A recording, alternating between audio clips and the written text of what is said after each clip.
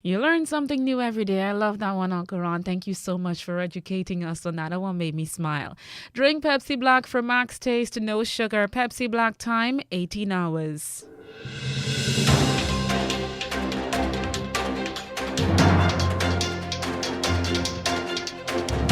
The news from Guyana, the region and the world. Compiled in the News Talk Radio newsroom and powered by DemeraraWaves.com. The news comes to you compliments of KFC. It's finger licking good. With the news, I am Ruth Wilson. Good evening. First, the highlights. Thousands of students and teachers are to get ICT equipment and electronic teaching materials. A man today allegedly stabbed his ex-partner at her mother's house. And a 19-year-old man has died from a stab wound allegedly inflicted by his stepfather when he intervened in a domestic dispute with his mother. In the region, Scotia Bank in Trinidad and Tobago will be laying off more than 100 workers. And we bring you the international news from the BBC. More in a moment. Planning to watch TV or listen to the radio or just enjoy a lime? Then grab a bucket of KFC finger-licking good chicken and enjoy the exciting taste of KFC and their branches on Vicinjan Road, Mandela Avenue, Regent Street, Ink Street, Stabrook Square, Breedenhoop, Parika, Movie Town are now at the Amazonia Mall at Providence. Now open from 9 a.m. to 10:30 p.m. You'll always be enjoying the great taste of KFC. It's finger-licking good. And now for the news in detail. Government has sought to assure Guyanese that it is doing everything to fight corruption. The Irfanali-led administration used the opportunity of the 2022 national budget to make its position known on this issue. The anti-corruption framework of Guyana is based on commitments to our treaty obligations made to the Inter-American Convention Against Corruption and the UN Convention Against Corruption. Our challenges are, of course, like many other small developing countries. They are related to factors of human, financial, and technical resources. For this reason, sir, capacity building will be prioritized to strengthen the implementation of our anti-corruption program and policies. Back in December, to mark International Anti-Corruption Day, the United States had called on the Guyana government to take a strong anti-corruption stance. The United States had hoped that this would have shown Guyanese and the rest of the world that the government is committed to transparent institutions that utilize the country's resources to the long-term benefit for all Guyanese. Guyana has recorded 40 new coronavirus cases within the past 24 hours. With this latest count, the number of active cases is now 11,991. Of the 173 persons who are hospitalized, 17 of them are in the intensive care unit. Those ordered to isolate themselves at home now total 11,818. The Ministry of Health also says that the death toll has increased to 1,156 with the passing of 2 more persons. They were both from Region 4 Demerara Mahaica, and according to the Ministry of Health, they were not vaccinated. Hundreds of teachers and thousands of students in primary and secondary schools are to get ICT gadgets to assist with the delivery of education. Finance Minister Dr. Ashni Singh, in making the announcement in the 2022 national budget, noted that the COVID-19 pandemic has pushed Guyana to fast-track the digitizing of education delivery. In response, sir, we will be equipping 300 primary school teachers and 125 secondary school teachers with laptops and computing devices. Approximately 11,000 tablets and flash drives loaded with teaching materials will be provided to students at these levels, while the number of smart classrooms, we recall those smart classrooms, the number of smart classrooms will be expanded.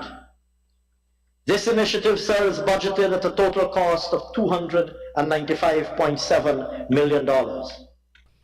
He added that for the first time, over 260 schools will be monitored using the Education Management Information System.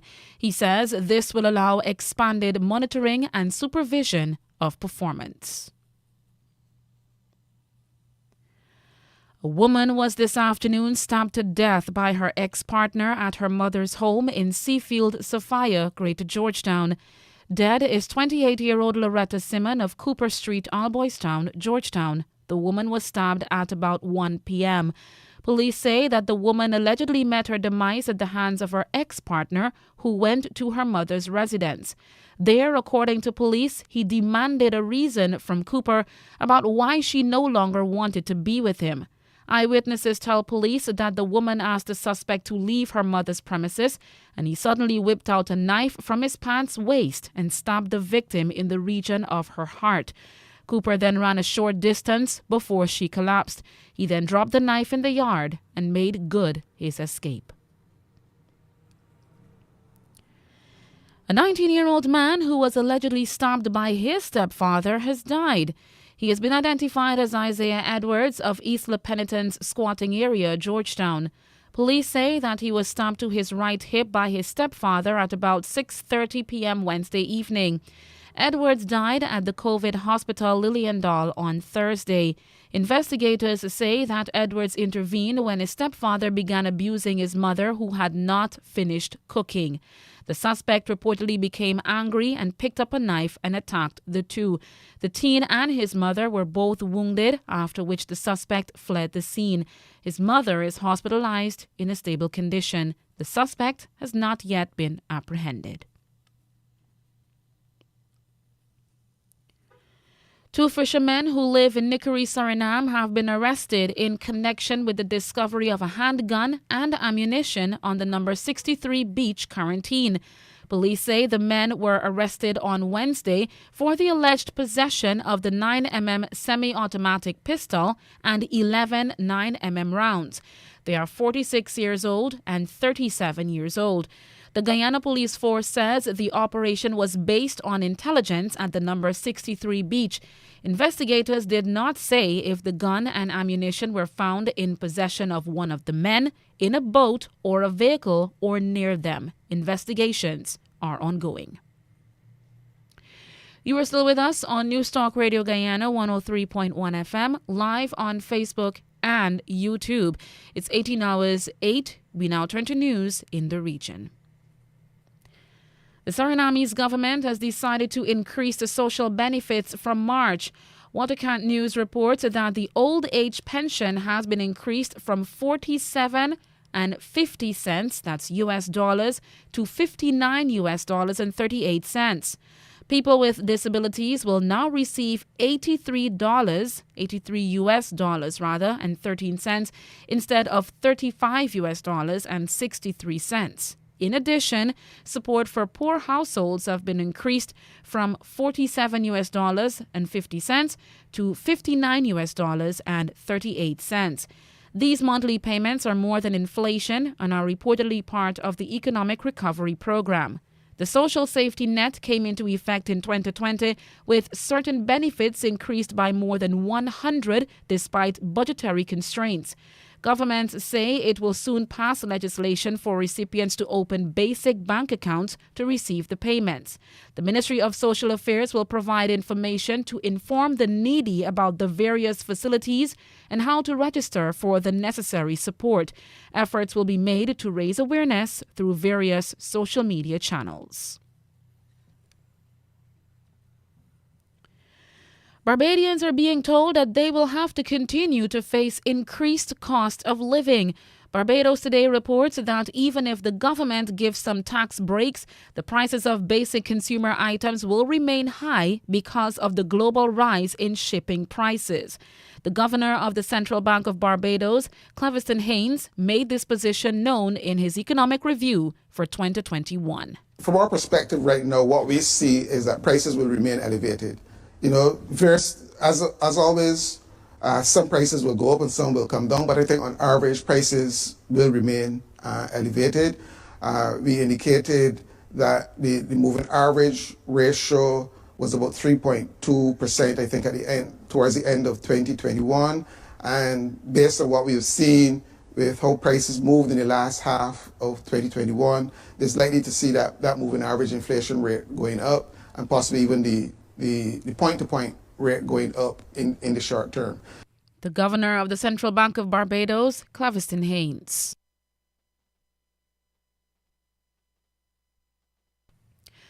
Almost 150 workers of Scotia Bank in Trinidad are to lose their jobs.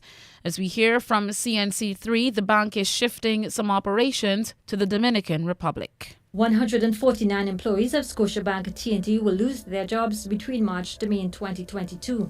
This as the bank will be closing down its collections unit in Trinidad and Tobago and will be moving it to the Dominican Republic. Guardian Media has seen letters sent to members of its staff in which the bank says it is closing its collections department and sending home all frontline members of staff and support, including managers.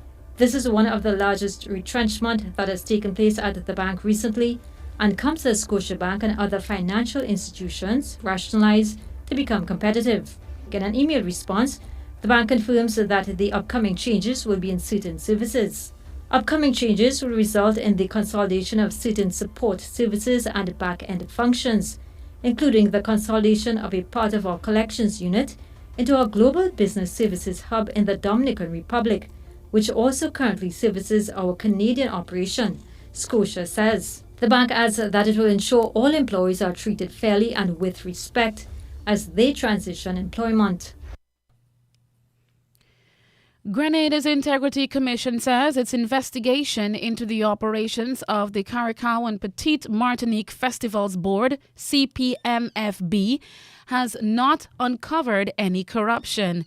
The Commission's probe had been based on a complaint by social activist Valerie Thompson about the constitution of the festival's board, its operation, possible conflict of interest, and insider trading.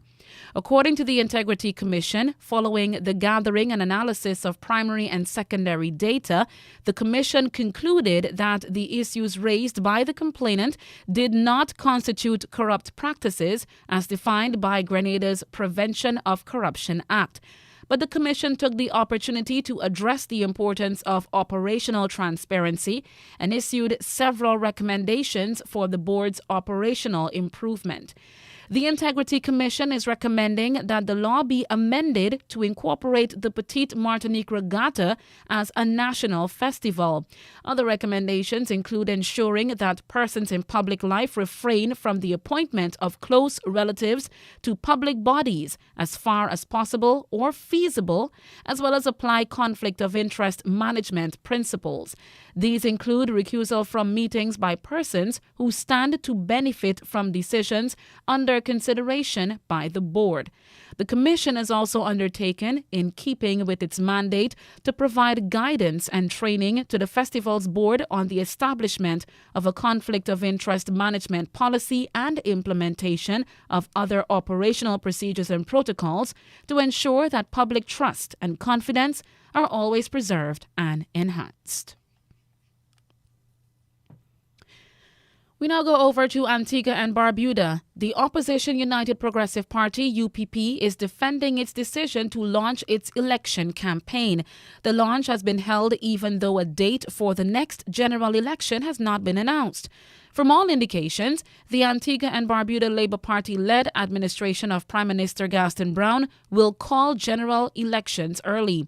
Antigua Newsroom reports that UPP leader Harold Lovell says the launch of his party's election campaign takes three scenarios into account. Our campaign has been designed in a very clear way, so that if the election is called in 21 days' time, we're nimble enough that we can be there in 21 days. If it's in 6 months, it means that we would have had enough time to do even more than we would have done in the 21 days. And of course, if it goes the distance, we are comfortable with that because it gives us more time to dig down, double down, and to meet the electorate. So any of the options that we are faced with, we're very comfortable to meet those options. The leader of Antigua and Barbuda's opposition United Progressive Party, Harold Lovell. At 18 hours 15, we now move over to the international news from the BBC. BBC News with Sue Montgomery. The United States has urged China to use its influence with Moscow to discourage any Russian invasion of Ukraine. A US State Department official, Victoria Nuland, said if there was a conflict in Ukraine, it wouldn't be good for China either. We are calling on Beijing to use its influence with Moscow to urge diplomacy. Because if there is a conflict in Ukraine, it is not going to be good for China either. There will be a significant impact on the global economy. There'll be a significant impact in the energy sphere. And it will be all the harder for all of us to get back to what we should be doing, which is building back better. The first female president of Honduras, Xiomara Castro, has been sworn in at a ceremony at the National Stadium. She comes to power 12 years after her husband, Manuel Zelaya, was deposed in a military coup. Leonardo Rocha reports.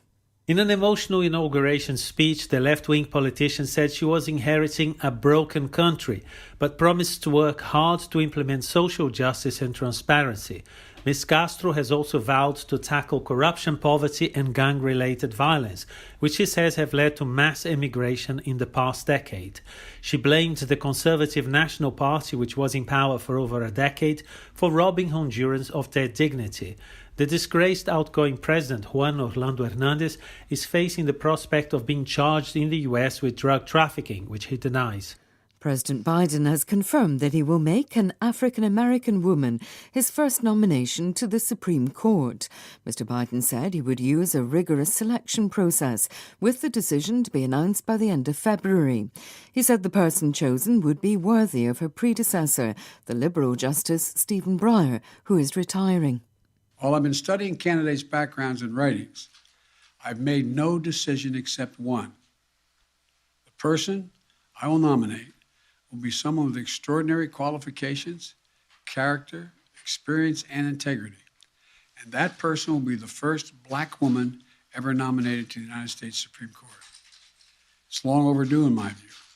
I made that commitment during the campaign for president, and I will keep that commitment. The US Coast Guard says it has found 4 more bodies in its search for 38 migrants lost at sea off Florida. One body was found on Wednesday. The Coast Guard also said its rescue team would suspend the search for more survivors at sunset. A lone survivor who was found clinging to the hull of the boat on Tuesday said he and others had set out for Florida from the Bahamas on Saturday, but their vessel ran into rough seas the next day. You're listening to the World News from the BBC. The Court of Appeal in the United States has overturned the conviction of 2 former British traders for rigging LIBOR, once among the world's most important financial benchmarks. The court in New York acquitted Matthew Connolly and Gavin Black, saying their conduct was not against the rules. Their acquittal contradicts earlier British court rulings that jailed 9 other traders. The evidence against them consisted of messages and emails asking for those interest rates to be submitted high or low. Official figures from the United States suggest the economy is expanding at its fastest rate in nearly 40 years. Surging exports and increased consumer spending fueled the growth. The BBC business correspondent in New York, Samira Hussain, says it's a remarkable achievement. It is pretty impressive that the economy was able to sort of shake off some of the impacts of that new Omicron virus. What I think is really also interesting is just think about where we were, this time 2 years ago, or a little less than 2 years ago, 18 months ago, where the U.S. economy absolutely cratered and it had shrank by 32%. So this is an incredible feat now that we're seeing this kind of growth here in the U.S. economy. Taiwan has been hit by a shortage of eggs ahead of the Lunar New Year, the island's most important holiday. Shops, markets and restaurants are struggling to secure supplies, with a shortfall of more than 1 million eggs a day. Imports have been ordered from the US and Australia. The shortage is being blamed on higher feed prices and cold weather, which can stop some chickens laying eggs. Iranian women football supporters have been allowed to watch the men's national team play for the first time in nearly 3 years. A fifth of the 10,000 tickets sold at Tehran's Azadi Stadium were reserved for flag-waving female fans. They sat apart from male supporters. BBC News. And that's the news to the moment. Hit the standing lines? Don't worry, KFC has got you covered with their drive-thrus, which are open now from 9 a.m. to 10:30 p.m. at Movietown, Vlissingen Road, Mandela Avenue, Reading Hoop, Parika and the Amazonia Mall. That's right, you can drive through at 6 of their 9 locations. Remember, their current opening hours are 9 a.m. to 10:30 p.m. Go on down and let your taste buds savor the spices today. KFC. It's finger-licking good. To end the news, here's a recap of the highlights. Thousands of students and teachers are to get ICT equipment and electronic teaching materials. A man today allegedly stabbed his ex-partner at her mother's house. And a 19-year-old man has died from a stab wound allegedly inflicted by his stepfather when he intervened in a domestic dispute with his mother. And in the region, Scotia Bank in Trinidad and Tobago will be laying off more than 100 workers. The news came to you compliments of KFC. It's finger-licking good.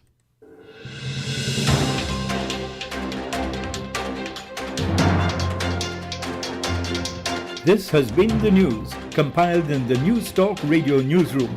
For ongoing updates, visit demerarawaves.com, and you can check facebook.com/demwaves and twitter.com/demwaves.